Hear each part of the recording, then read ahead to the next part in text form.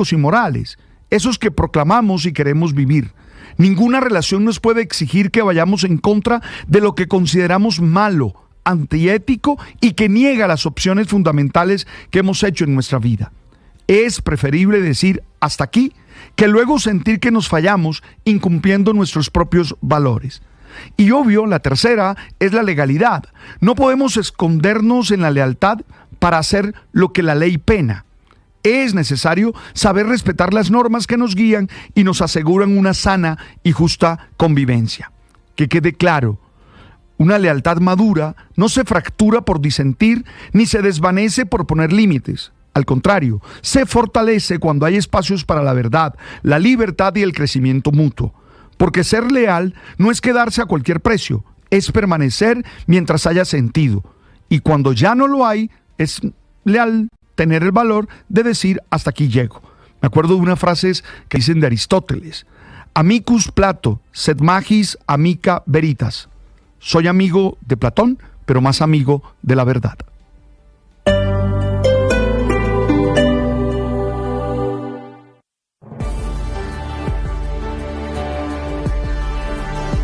Ahora usted puede opinar. ¿Qué es una buena noticia en medio de tantas emergencias? Gracias a los más de 2.100.000 personas que hoy posicionan a Blue nuevamente como la emisora número 1 de los colombianos. Es un gusto saludarlos. Gracias por escucharnos. Gracias por vernos. Esto es Blue, parte del juego. Más que radio.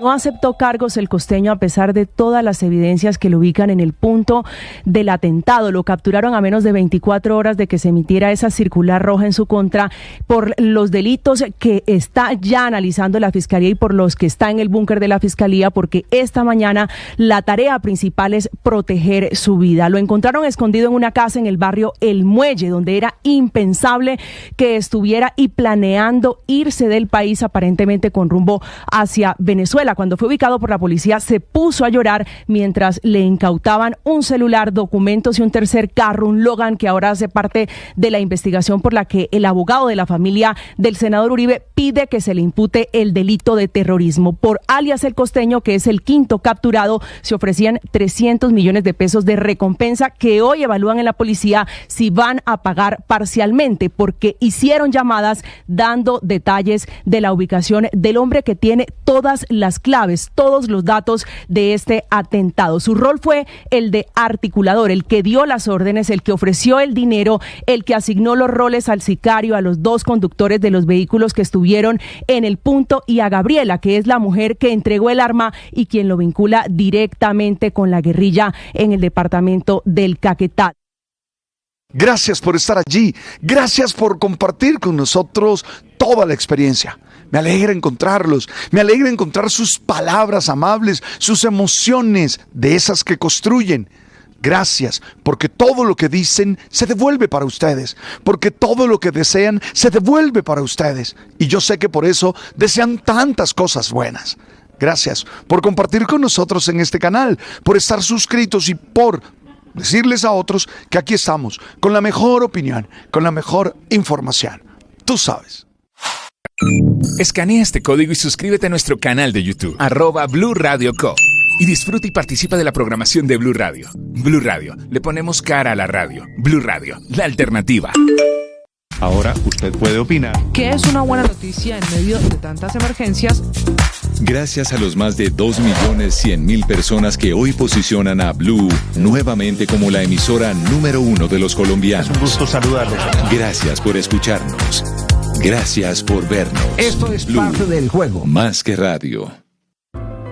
Llegó la hora de fluir con el planeta. Y actuar para proteger las reservas de agua que nos quedan. Día a día podemos hacer algo para unirnos a la corriente Del cuidado del agua. No es un chiste. Debemos cuidar el agua. Unirnos a la corriente de las acciones sostenibles hará la diferencia. Todos podemos ser protagonistas de esta gran historia. Cuidar el agua, la corriente que nos une. Una campaña de Caracol Televisión, Blue Radio y La Calle.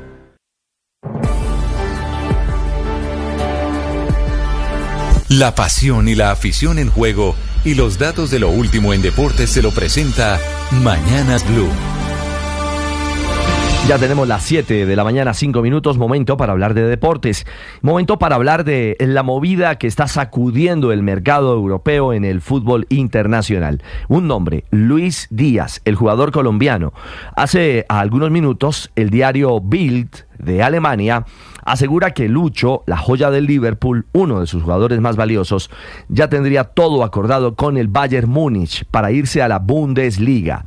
Incluso agrega la publicación alemana que entienden deberán negociar con el Liverpool, un hueso duro de roer, en cifras entre los 70 y los 80 millones de euros. Veremos si esa negociación llega a buen puerto. Recordemos que en el mes de junio el que tocó la puerta fue el Barcelona de España. Se la cerraron en las narices. Ahora lo había hecho en primera instancia, cerrando el mes anterior, también el conjunto bávaro, el Bayern Múnich. Le dijeron no está en venta. Pero ahora, según la publicación germana, hay otro aire, hay otra posibilidad. E incluso asegura Bild que Lucho Díaz quiere irse de Liverpool. Lo veremos. Lo cierto es que para sumarle más a esta novela de Lucho Díaz, también desde España han activado los radares, porque consideran que si el Bayern volvió a la puja, también el Barcelona, que lo hizo en junio, pretendería de nuevo, ahora en julio, intentar vincular y fichar al jugador colombiano. Recordemos que el Barça no pudo llevar a buen puerto la vinculación de Nico Williams, el jugador del Athletic de Bilbao, del Athletic Club, y que en la carpeta aparece Marcus Rashford, pero Rashford es el tercero en la línea, es decir, la alternativa puntual que desearía el conjunto catalán, según la prensa de ese país, es reactivar el tema de Lucho Díaz. Por lo pronto, los alemanes se frotan las manos pensando que Luis Díaz, el guajiro de Selección Colombia, abandonaría al Liverpool, con el que fue reciente campeón de la Liga Premier, para sumarse a la Bundesliga. Lo veremos. El otro jugador de selección y del radar internacional colombiano es John Hader Durán. En las últimas horas, incluso el propio jugador antioqueño posteó fotografías agradeciendo los mensajes y la bienvenida en el fútbol turco. Recordemos que ya había llegado, no se había hecho su presentación formal o anuncio de vinculación. Ahora sí lo hace el Fenerbahce, será un año. Durán, quien saltó del Aston Villa, pasó al Al Nassr, allí no brilló y ahora pretende en Turquía encontrar un espacio al lado del técnico José Mourinho. El club turco pagará su salario y la prensa de ese país en estos días lo que se ha dedicado es a calificar a John Hader Durán como una estrella que le va a dar un salto de calidad al Fenerbahce y también a la liga. Ojalá y así sea. Todo también va a depender de las actitudes, del comportamiento, de la manera de adaptarse, no en la cancha, yo diría particularmente fuera de ella, para poder engranar en uno de los históricos del fútbol de Turquía, el Fenerbahce. Y a propósito de jugadores de Selección Colombia, hoy en Brasil es una locura el tema de John Arias. El diario O Globo indica que para ellos es el mejor jugador del mundial, que no hay ninguna duda. Claro, habrá que esperar que John Arias, el motorcito del Fluminense, logre escalar hasta la gran final. Para ellos es el gran favorito al trofeo como mejor jugador, como el MVP de esta primera versión del Mundial de Clubes en los Estados Unidos. Lo cierto es que el Fluminense se prepara para enfrentar mañana al Chelsea. Será duelo de Sudamérica y Europa. Junto a John Arias, claro, aparecen Gabriel Fuentes y Kevin Serna, los otros colombianos que hacen parte del conjunto brasileño, que se ha convertido en la gran sensación en esta fase definitiva del Mundial de Clubes. Atentos porque en Wimbledon en minutos estará en acción Novak Djokovic. El jugador enfrentará a Alex de Muniain, el múltiple campeón de Wimbledon. Djokovic irá en octavos de final a enfrentar al australiano. Y ojo, que si Novak logra avanzar a los cuartos, lo haría por 16ª ocasión en su historia. Es decir, se metería por 16ª oportunidad entre los 8 mejores del Gran Slam de Inglaterra. Solo marca superada por Roger Federer, que lo hizo en 18 oportunidades. Y Tour de Francia. Más adelante les vamos a contar cómo rueda esta etapa 3. El colombiano Santi Buitrago, que ayer tuvo algunas averías mecánicas, se mantiene como el mejor mejor de los nuestros. Llegó en el puesto 13 en el grupo del pelotón de los favoritos. Subió 56 puntos en la jornada de ayer, que también estuvo bastante accidentada, y ahora es 17º a 49 segundos del líder, que es Mathieu van der Poel. Hoy 178 kilómetros, un premio de montaña de cuarta categoría, así que les contaremos cómo va esta película en Caracol Sports con la jornada 3 de la carrera francesa, del Tour de Francia, que está en acción. 7:10, los deportes a esta hora en Mañanas Blue. Estás escuchando Blue Radio.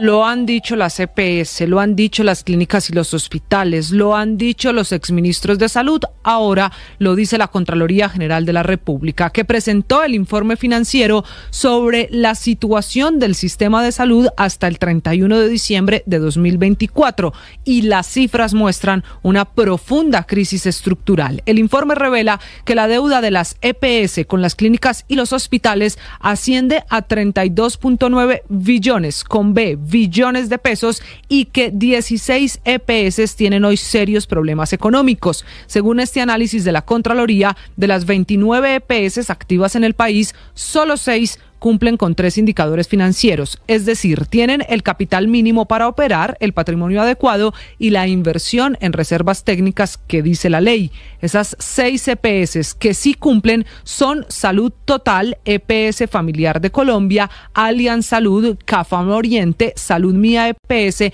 y Salud Bolívar. El problema es que en estas 6 EPS, las que cumplen, solo está el 10.9% de la población afiliada, lo que significa que las EPS de casi el 90% de los colombianos no tiene la plata, no sale del problema financiero que se ha venido advirtiendo.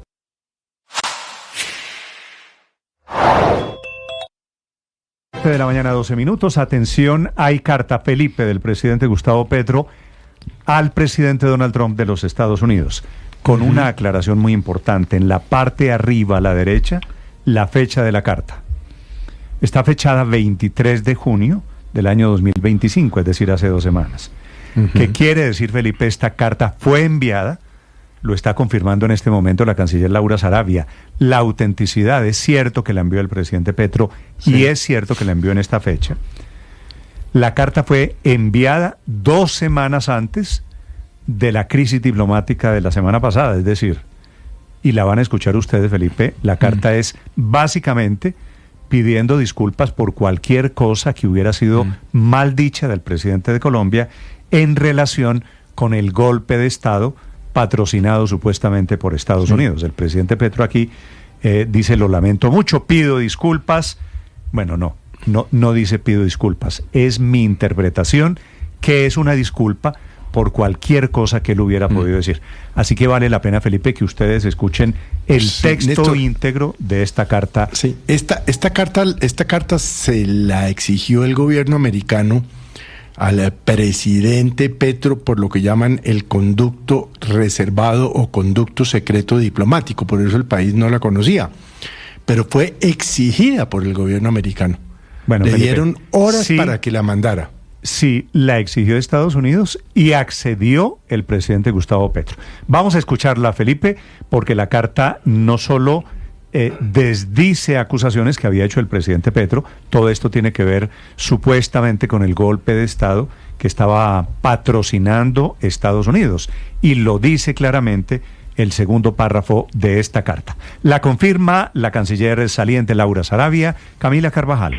Sí, señor Néstor, y para confirmar esa carta, en realidad no es una, son 2 comunicaciones. La carta, la que el presidente Gustavo Petro envía a Donald Trump, excelentísimo señor Donald Trump, presidente de Estados Unidos de América, Washington, D.C., y la otra es la carta que va firmada por Daniel García Peña, que es el embajador de Colombia en Washington. Esa era una comunicación más corta, solo en inglés, tiene apenas 2 párrafos, y esa va dirigida a Michael Kozak, que es el funcionario de la Oficina de Asuntos del Hemisferio Occidental del Departamento de Estado. En esa escribe Daniel García Peña. Tengo el honor de adjuntar una copia de la carta que el presidente de la República de Colombia, Gustavo Petro, dirige al presidente de los Estados Unidos, Donald Trump, en referencia a los comentarios realizados en relación con el secretario de Estado, Marco Rubio, y una traducción de cortesía del la misma. Agradecería la oportunidad de conversar con usted sobre su contenido a la brevedad posible tras nuestra conversación del 16 de junio. Es decir, esto que le acabo de leer, que firma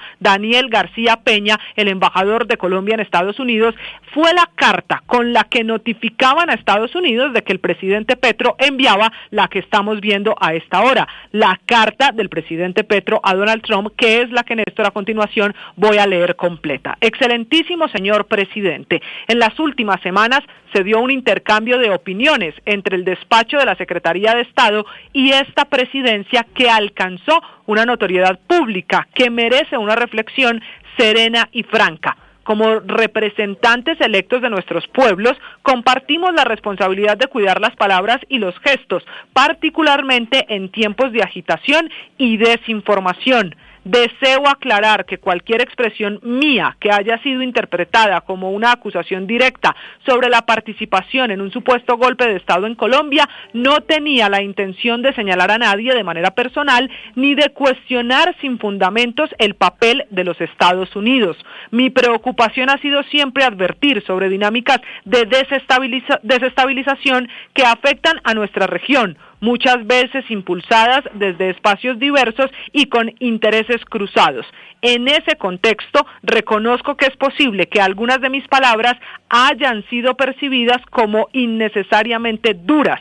En aras del diálogo, quiero decir que mi intención no es cerrar puertas, sino abrir caminos para una conversación honesta y respetuosa entre nuestros países. En contraste, sí me preocupa profundamente que tras el atentado criminal contra el senador Miguel Uribe Turbay se haya insinuado públicamente que la retórica violenta de esta presidencia fue un detonante del ataque. Como ya ha sido establecido por las autoridades investigativas, no existe prueba alguna que vincule a este gobierno ni a sus discursos con ese lamentable hecho. Los responsables deben ser encontrados y judicializados sin sesgo ni intereses políticos de por medio. Rechazo de manera categórica cualquier intento de utilizar la tragedia como instrumento de acusación infundada. He puesto a disposición todos los recursos del Estado colombiano para esclarecer los hechos y proteger la vida de todos los sectores políticos sin excepción. La política no puede convertirse en un campo de sospechas donde las palabras sustituyan las pruebas. Como dije recientemente, no creo en la tesis de que el fin justifica los medios. Nuestros medios son los que determinan nuestros fines.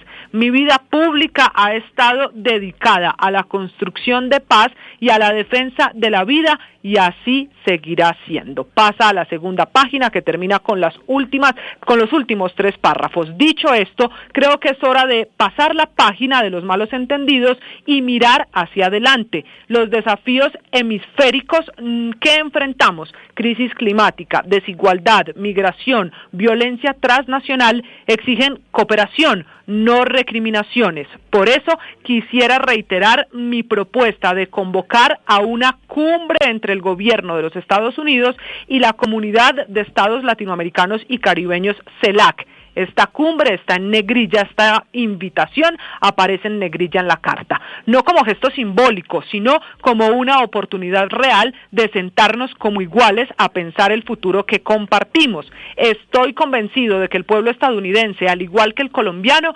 aspira a una relación basada en el respeto mutuo, la soberanía y la justicia.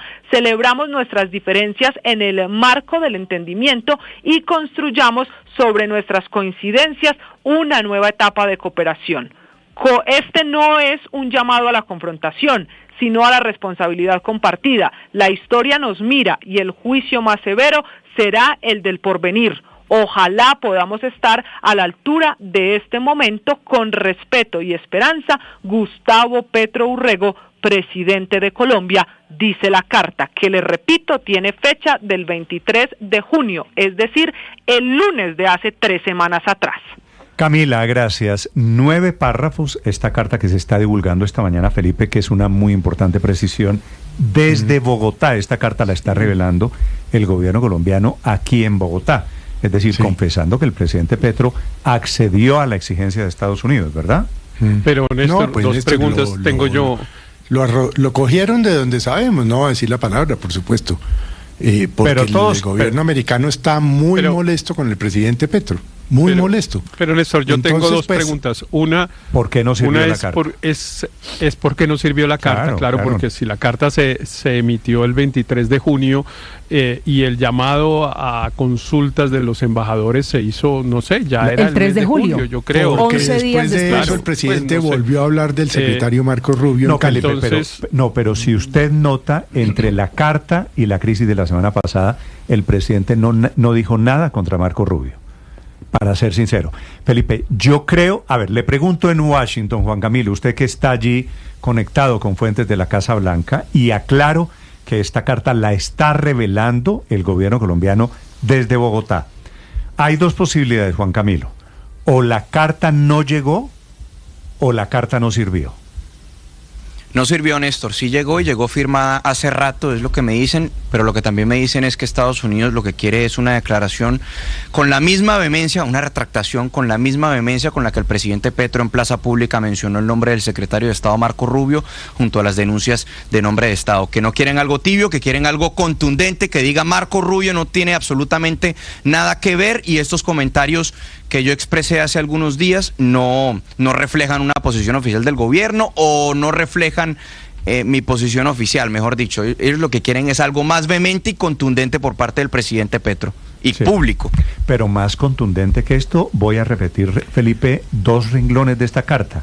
No tenía la intención de señalar a nadie de manera personal ni de cuestionar sin fundamentos el papel de los Estados Unidos. La carta es una retractación plena. La carta es una arrodillada de frente del presidente Gustavo Petro.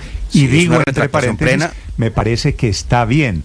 Si Colombia hace algo que molesta, que arriesga la relación bilateral, pues hay que salir rápidamente. El segundo renglón que quería leerle, Luis Ernesto, es que reconozco que es posible que algunas de mis palabras hayan sido percibidas como innecesariamente duras. Esto, traducción: el presidente se fue de lengua, Felipe, que es lo que todos sabemos, y está diciéndole a Estados Unidos, sin decirlo, discúlpeme, ¿no? Creo que estamos de acuerdo. Pero esas disculpas, Néstor, y por eso sorprende que la carta no haya tenido el 11 días después llega el comunicado el 3 de julio retirando al embajador, y acuérdese que aquí hicimos énfasis en las dos palabras que decía ese comunicado, decía por declaraciones infundadas, irreprensibles de Néstor, altos funcionarios del gobierno nacional. Y el presidente además reiteró eso en la posición del magistrado Carvajal, la aclaración que él no se refería a Marco Rubio en ningún momento como uno de los participantes del supuesto golpe de Estado. Mejor dicho, yo Felipe, lo que creo... quedamos en que Leiva fue a Washington a conspirar, pero el gobierno de Estados Unidos ya salió de la ecuación, por fortuna para estos efectos. Ahora falta, después de la arrodillada que sigue, Felipe, siguiente etapa es que, Néstor, en el tema de pedir perdón. Uno se arrodilla, si no sirve la arrodillada... No, pues lo que pasa es que lo que yo siento es que la carta sí es clara. No, la carta sí es clara en retractarse y pedir perdón. Me imagino además lo que le costó a la canciller sacarle esta carta al presidente Petro, pues porque con su discurso de la dignidad y de la simetría, esto debió ser muy duro para la canciller lograr este resultado. Pero, primero, es inoportuno, o sea, ya es tarde.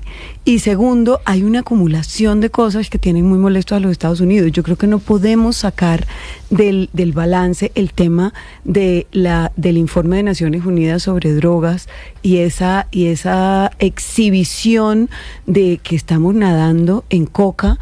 Y el gobierno colombiano en esta carta no hace mención a la lucha contra las drogas, por ejemplo, al tema de las extradiciones. Claro, pero todo eso se acumula. Okay. Y creo que la carta solamente se refiere a las supuestas palabras innecesariamente duras. Aquí habría que hacer algo más concreto en términos de cooperación e insisto en lo que he dicho anteriormente, más pragmático de la agenda bilateral. Néstor, pero si Petro es bocón, Trump sí que es bocón. Digamos, el que menos autoridad moral tiene para pedir retractaciones por imprudencias es Donald Trump. El dueño del maltratador más grande del continente. Trump es bully, pero es el dueño del balón. Desafortunadamente es la potencia, nosotros no lo somos. ¿Y hasta cuándo arrollados? Y no le ha dicho nada directamente al presidente Gustavo Petro, no lo ha acusado nada de manera directa de estar implicado en alguna trama política o en alguna trama terrorista. En teoría, la molestia es de los Estados Unidos. Son las 7 de la mañana, 24 minutos. Pero quedan en el medio temas como la extradición, tema como el orden público, tema como los aranceles. Señor Álvaro. La pregunta es por qué no funcionó la carta. Y yo creo que hay dos posibles respuestas. Una, que el presidente Trump, después de la carta, pidió apretar más para pedir una disculpa pública, que yo no creo mucho. O la segunda, que creo más, que el secretario de Estado, molesto por la acusación que hace Petro en la carta de culpar al gobierno por el atentado de Miguel Uribe, porque Petro lo que dice es, me retracto en esto, pero ustedes me acusaron de tener una responsabilidad política frente a un atentado que es una monstruosidad.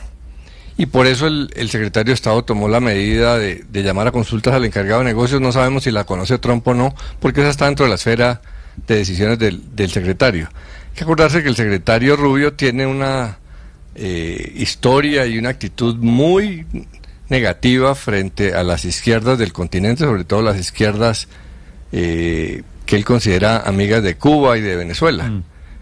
Entonces, aquí alguien quedó rabón y apretó. Sí, no sé qué significa rabón, pero creo entenderlo, Álvaro. 7 de la mañana, 26 minutos. Carta, pues, que se está conociendo, que está confirmando al tiempo la Cancillería en Bogotá, que está entregando dos documentos.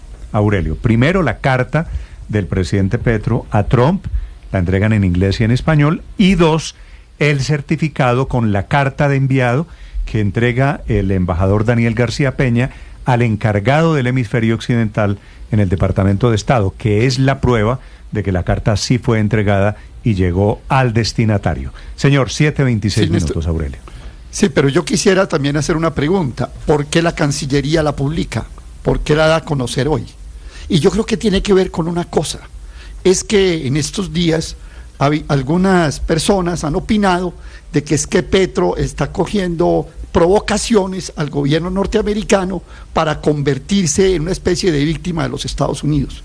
Esta carta desmiente absolutamente esa versión. Y lo que muestra lo que usted dijo, es decir, después de esta arrodillada, le están pidiendo otra arrodillada más, y es que en la carta diga que fue Marco Rubio, que le pide disculpas a Marco Rubio, que lo ponga de manera personal. Y quiere que le haga una apuesta. O sea, no se trata de una carta, yo creo que públicamente pida esas disculpas. Y yo creo que lo va a hacer. Porque es que después de esto, usted después de esta arrodillada, ¿cómo se levanta? Dígame usted. Entonces se levanta con... pero no. Tiene que seguir arrodillándose. Esa es la verdad. Y queda claro para el país de que Petro dice una cosa en las tarimas y otra cosa en las cartas.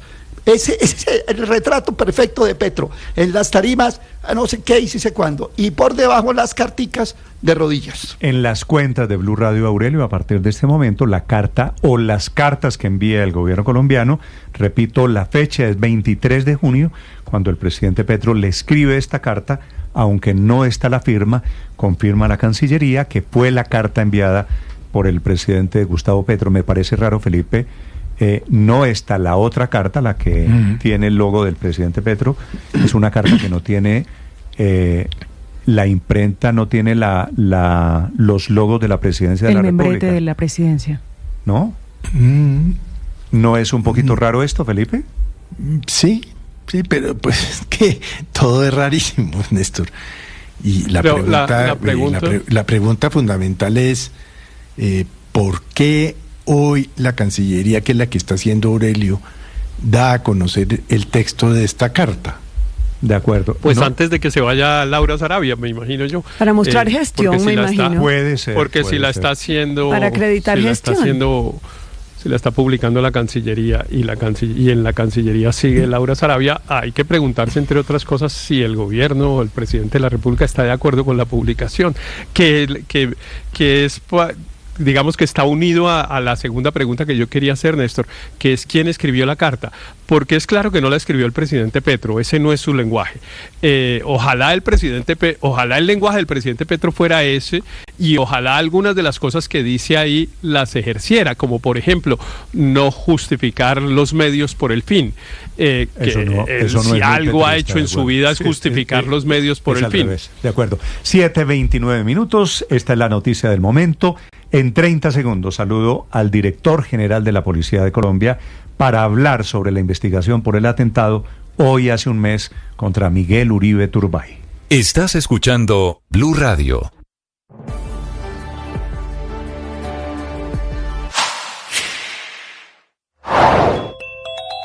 No aceptó cargos el costeño a pesar de todas las evidencias que lo ubican en el punto del atentado. Lo capturaron a menos de 24 horas de que se emitiera esa circular roja en su contra por los delitos que está ya analizando la Fiscalía y por los que está en el búnker de la Fiscalía, porque esta mañana la tarea principal es proteger su vida. Lo encontraron escondido en una casa en el barrio El Muelle, donde era impensable que estuviera y planeando irse del país aparentemente con rumbo hacia Venezuela. Cuando fue ubicado por la policía, se puso a llorar mientras le incautaban.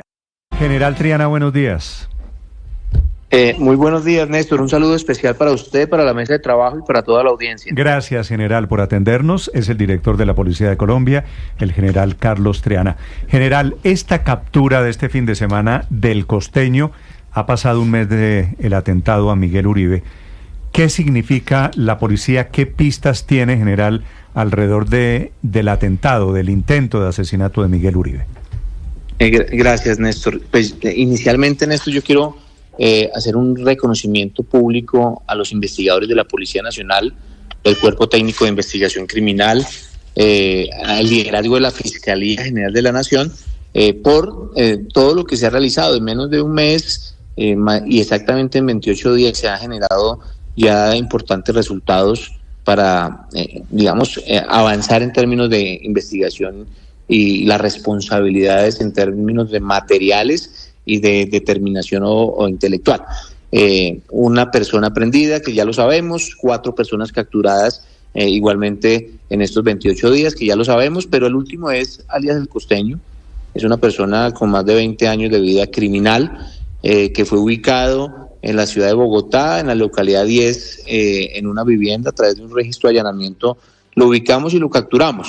Y esa captura se materializa a partir del trabajo incansable de estos policías de la patria, que bajo el liderazgo de la Fiscalía, se lleva a esta investigación. Más de 3.200 imágenes recolectadas, identificación de actores, de vehículos, todo un ejercicio en calle muy fuerte que nos permitió esta captura importante. Esta captura cobra relevancia por lo que este delincuente significa, un antes, un durante, un después, frente a este entramado criminal que generó la afectación a la integridad de nuestro senador. Esta captura, repito, se produce en términos de allanamientos, se ubica la información ciudadana fundamental, recibimos un número importante de llamadas y todo esto articula un esfuerzo para llegar, a esta captura de alias Chipi o al Costeño, que sin lugar a dudas es determinante en el esclarecimiento del atentado perpetrado en términos de materialidad. Okay. Seguimos avanzando. General, este Costeño fue delatado por los vecinos en el barrio aquí cerquita, en Engativá.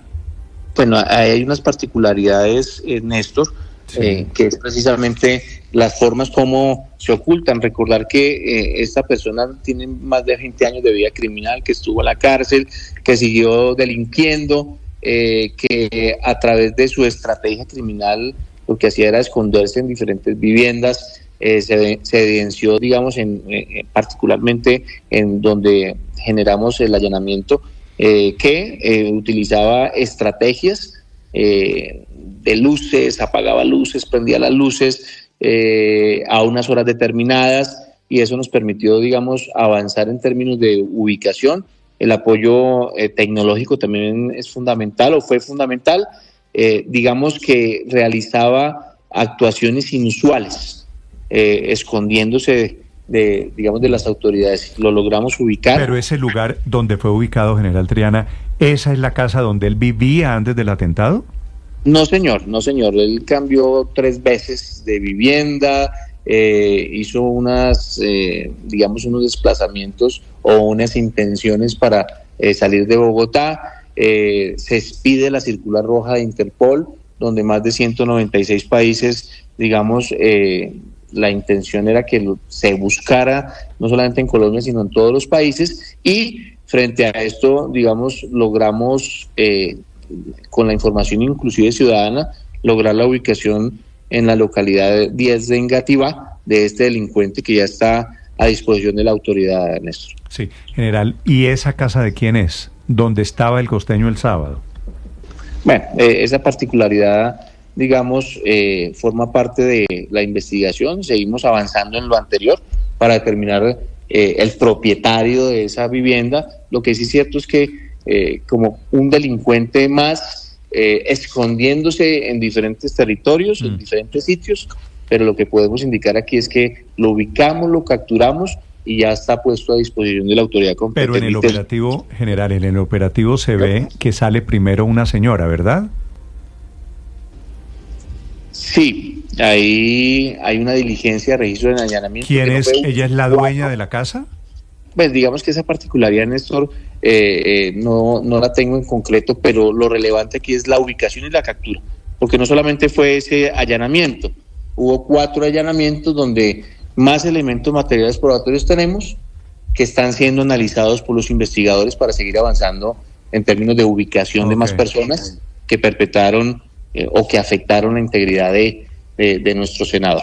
General, apenas unas horas antes de la captura, que fue el sábado en la madrugada, emiten la orden que usted estaba hablando para que la Interpol, la Policía Internacional, lo ubique y lo capture. ¿Eso fue un error, fue estrategia o fue porque pensaron que se podía volar? Forma parte de los trabajos, uno, como director de la policía, la coordinación con todas las policías de Latinoamérica, pero 2, a través de Interpol con más de 196 países, una circular roja que se expone públicamente para que estas policías del mundo tengan el conocimiento y nos ayuden a la ubicación. Hace parte de los protocolos de investigación recurrentes que nosotros administramos en la policía. Ahora, recordar, Néstor, que tengo la dignidad hoy de ser presidente de Ameripol, donde más de 30 instituciones policiales forman parte de este mecanismo y, digamos, sobre esas bases estamos trabajando para consolidar, uno, el apoyo internacional de cara a esta investigación en particular, que por cierto nos ha servido muchísimo, pero 2, la coordinación y la articulación de esfuerzos integrales de las policías de América para enfrentar los fenómenos General criminales. Triana, ¿qué le dice alias el costeño a los policías, a sus hombres, cuando llegan a capturarlo? Bueno, son particularidades que nos alimentan la investigación, que nos orientan o confirmamos o desvirtuamos elementos que se están valorando, pero aquí en este término esta persona es puesta a disposición de la autoridad. Ya ¿Es verdad que se puso a llorar? En los interrogatorios. General Triana, ¿es verdad que se puso a llorar cuando los policías lo encuentran? Sí, lloró, digamos una expresión natural muy seguramente, porque muy seguramente se va a haber enfrentado a una responsabilidad precisamente por coordinar, articular un hecho tan lamentable que rechazamos, pero todo el peso de la justicia debe caer sobre este criminal. Si esa no era su casa, general, si había cambiado de casa en 3 oportunidades, ¿quiénes eran las personas que estaban en esa casa cuando lo capturan? Eso forma parte de la investigación, pero ahí, con base en todos los elementos que hemos recolectado, que nos sirven muchísimo, alimentamos la investigación, la orientación en el marco del programa metodológico. General, aquí en las imágenes que estamos viendo en este momento a través de nuestro canal de YouTube y de YouTube, vemos motocicletas, vemos un carro. ¿Esos carros y motos que ustedes encontraron en esta captura son los mismos que se usaron en la logística de este atentado? Mire, llevamos más de 7 allanamientos a inmuebles, más de 75 órdenes a policía judicial, se han desarrollado, si no estoy mal, más de 250 actuaciones, y todo esto nos alimenta la investigación. Elementos materiales probatorios, ya incautamos unos vehículos que fueron los que se utilizaron en el lugar de los hechos, pero todos los que usted menciona también forman parte de la investigación y son valorados. Pero esas motos específicamente, general, que se encontraron en la casa, ¿fueron usadas en el atentado o el carro que se ve ahí? Todo eso es investigación, como le indiqué anteriormente. General, ¿es cierto que hicieron llamadas alertándole a la policía ofreciendo la ubicación del costeño? Sí, ya lo dije, es cierto que el apoyo ciudadano, que a propósito lo valoramos, ese apoyo es fundamental. Son informaciones que se valoran, que se revisan, que se analizan, pero ha sido fundamental el apoyo ciudadano. Recordar que ofrecimos una recompensa importante de hasta 300 millones por la ubicación de esta persona, pero todo lo que hemos hecho a partir de la investigación es fundamental el apoyo de la comunidad. Esas llamadas genuinas de los ciudadanos precisamente para coayudar a esclarecer la verdad, a encontrar la verdad, pero sobre todo a buscar y a ubicar a estos criminales, que ya son 5, y seguimos en una línea de investigación para llegar a los intelectuales. ¿De cuánto era la recompensa, general? Nosotros ofrecimos una recompensa de hasta 300 millones de pesos, sí. Pero frente a su pregunta... ¿Y quién se la ganó? Perdóneme, pero frente a su pregunta estamos haciendo valoraciones, y esa valoración se hace en un comité. Si amerita el pago de recompensa, lo hacemos y lo informaremos en su momento. Pero todavía no se sabe, digo, si alguien dijo el costeño está en este barrio, en Engativá, en Bogotá, en esa bodega que estamos viendo en este momento, ¿no, esa persona no merece automáticamente la recompensa? Sí, estamos valorando absolutamente todo. Y esa valoración implica, es que no hemos terminado, Néstor, seguimos avanzando. Y no solamente son 300 millones, por toda la investigación se ofreció un monto superior. Y frente a la información que nos suministra la comunidad la valoramos y por supuesto que nos alimenta la investigación. Sí, y hay una plata mucho más grande por los autores intelectuales, ¿verdad? Es correcto, Néstor. Sí, general, ¿y hacia dónde va la pista de los autores intelectuales? Bueno, ahí hay muchas informaciones alrededor de esto. Hay, digamos, nosotros... frente a los desplazamientos de la mujer que llegó hasta el Caquetá, nos hacemos unas preguntas que están siendo valoradas. ¿Por qué llegó al Caquetá? ¿Cuál es la intención de ese desplazamiento, que a propósito fue orientado por Arias el Costeño en el marco de su planificación posterior al atentado? Ahí estamos haciendo valoraciones para determinar los determinadores, los intelectuales, y estamos, digamos, avanzando de forma clara, contundente, para lograr establecer quién es el autor o determinador de este atentado en contra de nuestro senador. Ustedes han llamado eso la pista Caquetá, general Triana. Caquetá, que tiene muchas claves de este atentado en contra del senador Miguel Uribe, pero allí delinque la guerrilla de Iván Mordisco, está gran parte de la de Iván Márquez y un pedacito de la de Calarcá, tal vez. ¿Hacia dónde o hacia qué disidencia apunta la investigación de ustedes? Ninguna información se puede descartar, y usted lo acaba de indicar. Seguimos con una línea de investigación, tenemos que ser muy prudentes, muy juiciosos, pero orientando el tema de los investigadores bajo liderazgo de la Fiscalía General de la Nación para determinar si cualquiera de los tres, forma parte de esta determinación criminal. Ahí vamos avanzando con mucho tacto, con mucho juicio, con mucha prudencia, pero también con contundencia, porque vamos a llegar hasta los intelectuales. Pero entonces todo apunta a que sí, el autor intelectual de este atentado son las disidencias de las FARC. Todo apunta a que hay unos determinadores y estamos precisamente sobre esa línea de investigación para llegar a la verdad. Vamos por los materiales, ya tenemos 5, el último es el costeño, pero la intención es llegar al determinador o los determinadores o a los intelectuales, y ese es el propósito de la investigación que lidera la Fiscalía, donde más de 180 policías forman parte de esta investigación. Sí, general, si no son vía Caquetá disidentes de las FARC, ¿quiénes más podrían ser? Néstor, vuelvo y repito, todas las hipótesis son valoradas, analizadas, y en el marco de la orientación investigativa, digamos, se hace un trabajo permanente. La idea es llegar a esclarecer y por eso estamos trabajando de forma incansable para ubicar a los determinadores, a los intelectuales. Vamos por el camino.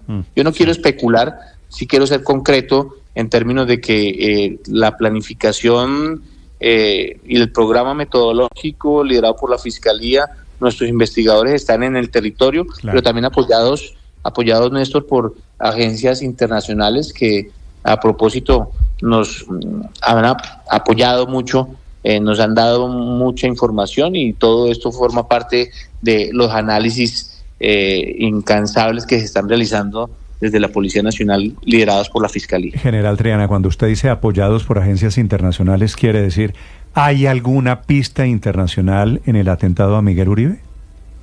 No, desde el primer momento, cuando sucedió este hecho lamentable que rechazamos en contra de nuestro senador, nos hemos reunido con diferentes agencias para, digamos, en el marco de la cooperación internacional, nos ayuden precisamente con elementos adicionales de información que nos permitan alimentar los procesos judiciales, operacionales que estamos adelantando. Aquí juega un papel importante la investigación criminal, pero la inteligencia, la Dirección de Inteligencia de la Policía, la Dirección de Investigación Criminal de la Policía y sus capacidades al servicio de este caso, liderados por la Fiscalía, pero insisto que hay reservas en la investigación que no me permiten divulgar, digamos, por qué no decirlo, información sensible, pero sí hay un apoyo importante de las agencias, Néstor. Entiendo que usted no puede decir más de lo que corresponde.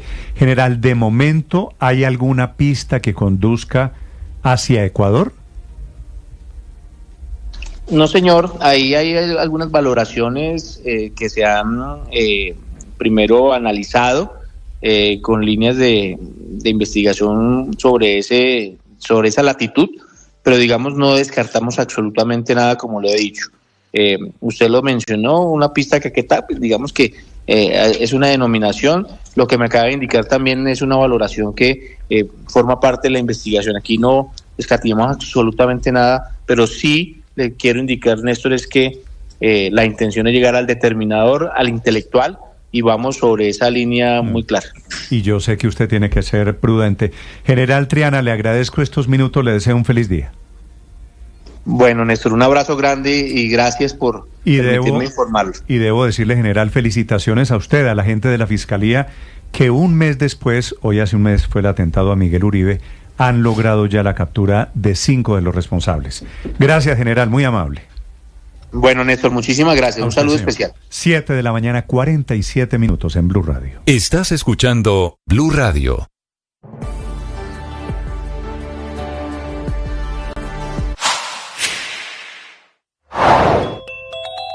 El fútbol argentino y colombiano están de luto esta mañana por cuenta de la muerte de Miguel Ángel El Zurdo López, ex técnico y ex jugador de fútbol. Logró ser campeón, ya lo decían ustedes, en el año 2004 con el Junior de Barranquilla y fue 7 veces director de este equipo colombiano, empezando su racha en 1999 y estando ya por última ocasión en el 2014. De ahí su profunda relación con Barranquilla, pues a pesar de haber nacido en Ticino, Córdoba, de Argentina, lleva más de 10 años radicado en la capital del Atlántico. Su fallecimiento se dio hacia la medianoche en su vivienda en la capital del Atlántico, luego de presentar durante los últimos años diferentes problemas de salud, algunos de estos dolencias de cadera por una lesión que sufrió en su época de jugador y que lo llevó a estar postrado en sus últimos días en una cama. También tenía problemas cardíacos. Fue Natalia, su esposa, la encargada de confirmar a amigos y a medios de comunicación sobre su muerte sobre la medianoche de este lunes. Fue campeón de América en el año 1974 y es recordado por sus amigos como un hombre enamorado de Barranquilla, quien reconoció que el Junior le dio muchas oportunidades. Era un hombre sereno, tranquilo, dicen ellos, una persona abierta, de gran nobleza y abierto a entregar siempre sus conocimientos a quienes hacían parte del grupo. Mañana 49 minutos, mucha atención. Europa está anunciando un posible acuerdo con el gobierno Trump de los Estados Unidos alrededor del tema de los aranceles, que estaba diseñado para castigar a los 27 Estados miembros de la Unión Europea. El anuncio lo hace la presidenta de la Unión Europea, que es Ursula von der Leyen. Desde Madrid, Enrique Rodríguez. y ese anuncio llega apenas 2 días antes de que venza el plazo para negociar, que estaba o está fijado para este miércoles 9 de julio. Hace unos minutos la Comisión Europea ha afirmado que se ha avanzado hacia un acuerdo de principio con Estados Unidos para evitar precisamente esa escalada arancelaria. Y paralelamente, la Comisión ha informado que la presidenta de la institución, como bien mencionabas, Ursula von der Leyen, y el presidente Donald Trump mantuvieron ayer una conversación telefónica sobre ese asunto, una conversación telefónica que no se ha desvelado hasta esta mañana. De esa conversación sabemos, siempre según fuentes de la Unión Europea, que se mantuvo un buen intercambio y que von der Leyen se mantiene en contacto con los Estados miembros. Esto llega después de que el comisario europeo de comercio, que se llama Maroš Šefčovič, celebrase reuniones de alto nivel en Washington la semana pasada para tratar de avanzar hacia el acuerdo. Y a su regreso informó el pasado viernes a los embajadores de los 27 sobre el resultado de las conversaciones. En todo caso, dice von der Leyen que si las negociaciones no llegan a buen puerto, la Unión Europea está preparada para responder y para defender sus intereses. Pero hoy, a la vista de estos datos, ese acuerdo, que insisto, vencería el próximo miércoles, parece más cercano de lo que pensábamos esta mañana a primera hora, Néstor. A propósito de Estados Unidos, hoy las miradas van a estar puestas en otra reunión. Esta con Europa es una, la otra es con el primer ministro Netanyahu, el hombre que gobierna Israel, alrededor de la posibilidad de un alto al fuego en la Franja de Gaza. Desde Londres, Silvia Carrasco. Buenos días, Néstor. Ha sido una semana de silencio por parte de Israel después de que el presidente Trump anunciara que había un alto al fuego aceptado por el gobierno de Netanyahu. Y ciertamente al presidente Trump no le gusta que lo dejen esperando, así que se espera mucha presión sobre el primer ministro israelí en la reunión y cena programada para esta tarde en la Casa Blanca. Horas antes del arribo de Netanyahu, Donald Trump decía cuáles son sus expectativas. I think there's a good chance we have a deal with Hamas during the week.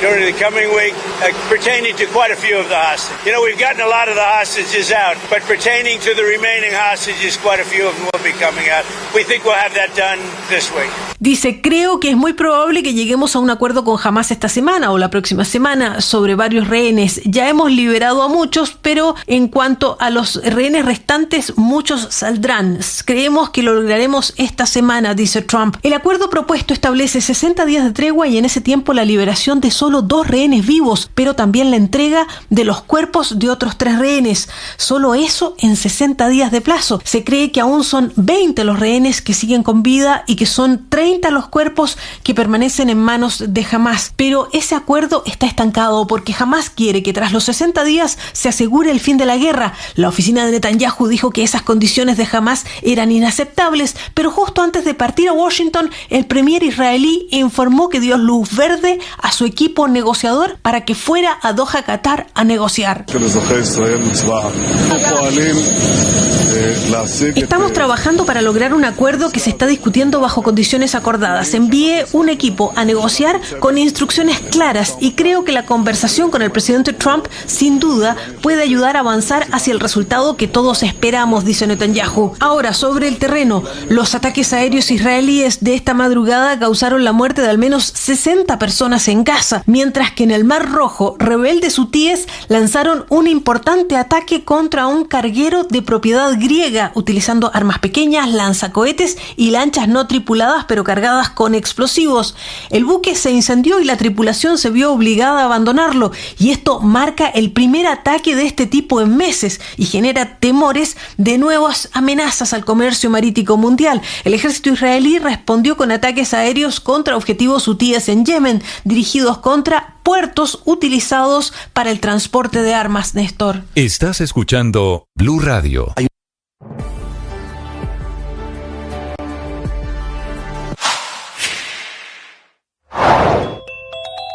La condena contra Sergio Andrés Pastor González, alias 19, y otros 3 integrantes de la autodenominada primera línea del Portal de las Américas marca un antes y un después en la narrativa sobre las protestas sociales. Esta mañana, dentro de 7 minutos, a las 8, está previsto, Felipe, que el expresidente Álvaro Uribe hace él personalmente los alegatos finales en su juicio. Uribe subido al estrado, haciendo él mismo el alegato de conclusión.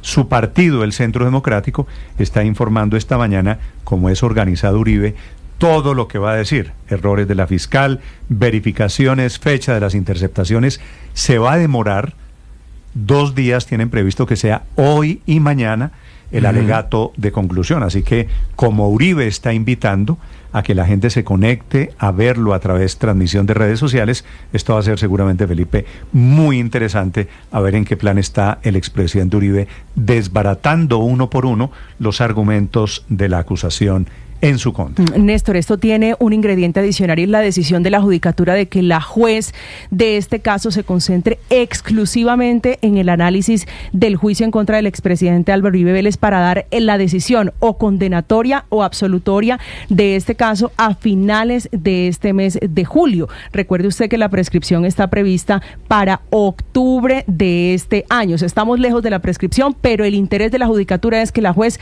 se concentre en este caso. 7 de la mañana, 55 minutos, en los juzgados de Palo Quemado, Juan Esteban Quintero. Néstor, buenos días para usted y para todos los oyentes. Hace tan solo unos minutos llegó el expresidente Álvaro Uribe aquí a los juzgados de Palo Quemado. Es su tercera aparición en estos juzgados y quizás la última en este juicio por falsos testigos.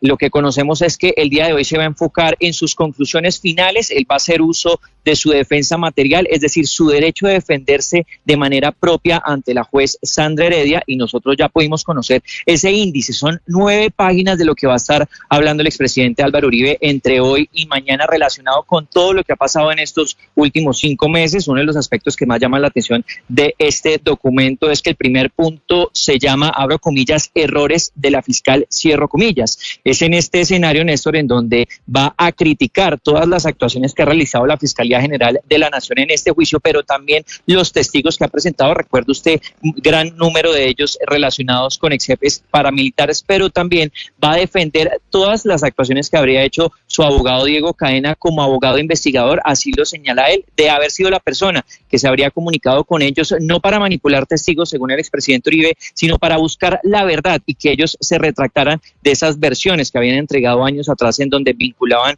al hermano del expresidente Álvaro Uribe y a él mismo con los grupos paramilitares. Es una intervención que, como lo decía, va a durar entre hoy y mañana, y una vez culmine toda esta fase, Néstor, pues ya entramos en esa recta final, en ese fallo que va a tener que entregar la juez Sandra Heredia a finales de este mes. Se prevé que sea la última semana y conozcamos ya un fallo, ya sea condenatorio o absolutorio, que tendrá que ir, por supuesto, al Tribunal Superior de Bogotá, porque alguna de las partes va a apelar la decisión.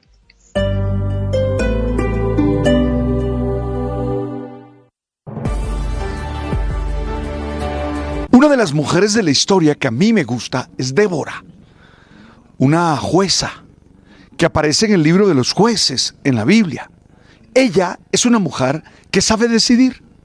Ella es alguien que sabe elegir desde su propósito de vida, desde su vocación. Hoy te quisiera invitar a tener una experiencia espiritual fuerte, a desarrollar tu experiencia espiritual, de tal manera que sepas con qué criterios, con qué valores eliges lo que tienes que hacer. Aquí, en El Man está vivo, hoy ese es el tema. Te invito a leerlo, tú sabes.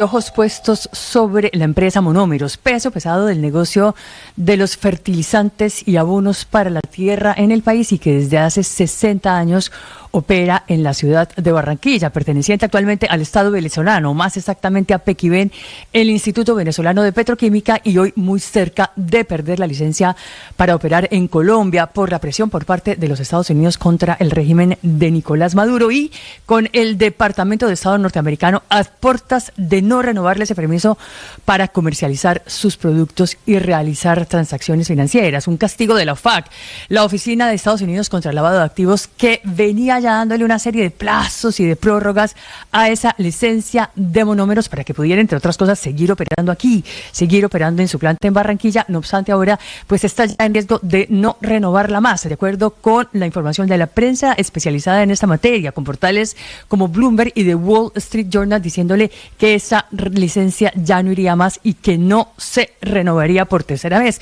propinándole, de ser cierto, un durísimo golpe que afectaría el suministro de materias primas para los campesinos colombianos y que dispararía también los precios de los fertilizantes y de los abonos agrícolas en todo el país.